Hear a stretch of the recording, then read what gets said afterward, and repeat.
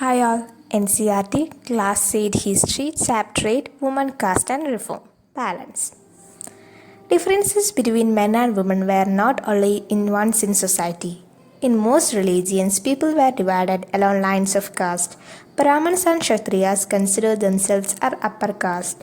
Others, such as traders and moneylenders, often referred to as Vaishyas, were placed after them. Then came peasants and artisans, such as weavers and potters, referred to as Shudras. At the lowest rung were those who labored to keep cities and villages clean or worked at jobs that upper caste considered polluting. That is, it would lead to the loss of caste status. The upper caste also treated many of these groups at the bottom as untouchable. They were not allowed to enter temples, draw water from the wells used by the upper caste, or bathe in ponds where upper caste bathed. They were seen as inferior human beings.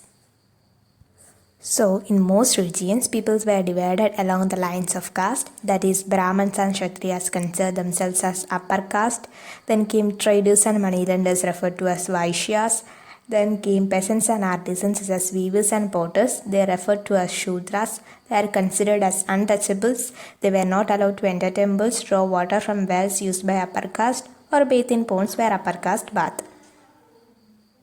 Over the 19th and 20th century, many of these norms and perceptions slowly changed. Let us see how this happened.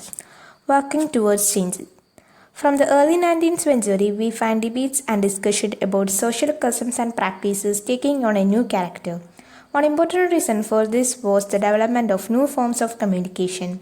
For the first time, books, newspapers, magazines, leaflets, and pamphlets were printed.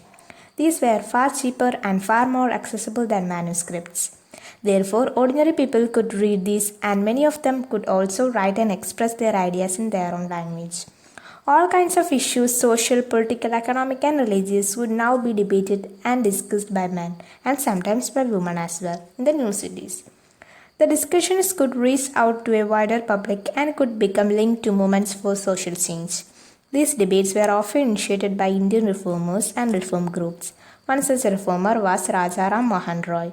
He founded a reform association known as Brahma Sabha, later known as Brahma Samaj in Calcutta. People such as Ram Mohan Roy are described as reformer because they felt that changes were necessary in society and unjust practices needed to be done anyway. They thought that the best way to ensure such changes was by persuading people to give up old practice and adopt a new way of life. So, one important reason for these changes was the development of new communication such as books, newspapers, magazines, etc. These are cheaper than manuscripts, so ordinary people could also read these, and many of them could also write and express their ideas. So, these debates were often initiated by Indian reformers, such as Rajaram Mohan Roy. He founded a reform association known as Brahma Sabha in 1828 Calcutta. Later, it's known as Brahma Samaj in 1830.